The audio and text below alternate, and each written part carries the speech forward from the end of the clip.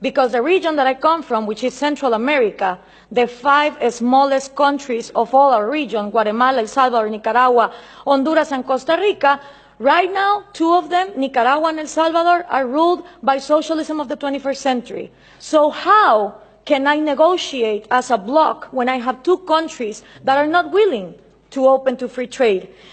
And for these 3 ways to work, you need to understand something about Latin America. I had 2 slides, 2 pictures, if we could put them on, please.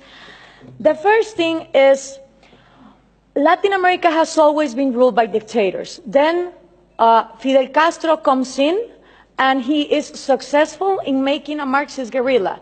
In the moment that Castro comes in and he makes a Marxist guerrilla, all the countries in Latin America start copying and pasting that model.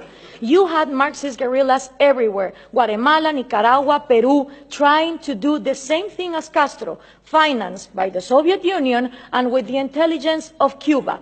1989 comes, the Soviet Union collapses, and the left Marxist wing of Latin America, the socialist sectors, they are in trouble, because now they don't have the money of the Soviet Union to keep on going with these violent guerrillas, but they still want to come to power.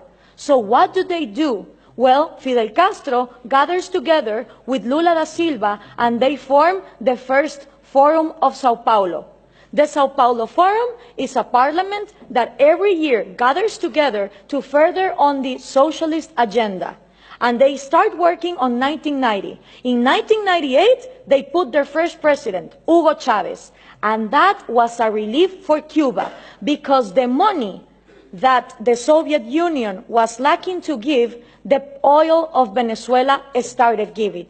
And now that the oil prices are coming down, they are hoping for Colombia to advance on the agenda to give FARC, the Marxist guerrilla drug dealer of Latin America, places in power. If this happens, we're going to have the first narco-socialist government, which will mean that the money of drugs, it's infinite.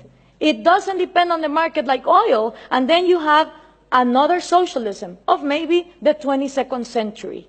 So what we need to understand is this regional strategy is not only put in place in Venezuela, it has been put in place and tested in Brazil, Argentina, Chile, Uruguay, Nicaragua, El Salvador. And the places where they haven't governed, they have people who are waiting to come to power.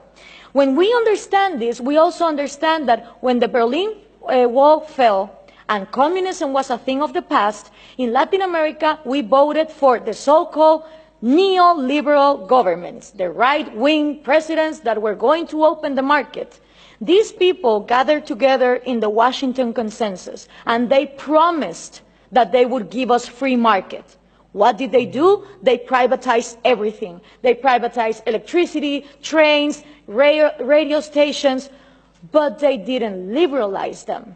They gave them as oligopolies and monopolies to their peers, and this created crony capitalism. But for most of the population, the one to blame was free market. I don't know if we can now put the picture, please. For the people, what is needed to be blamed is free market, when free market has never existed in Latin America.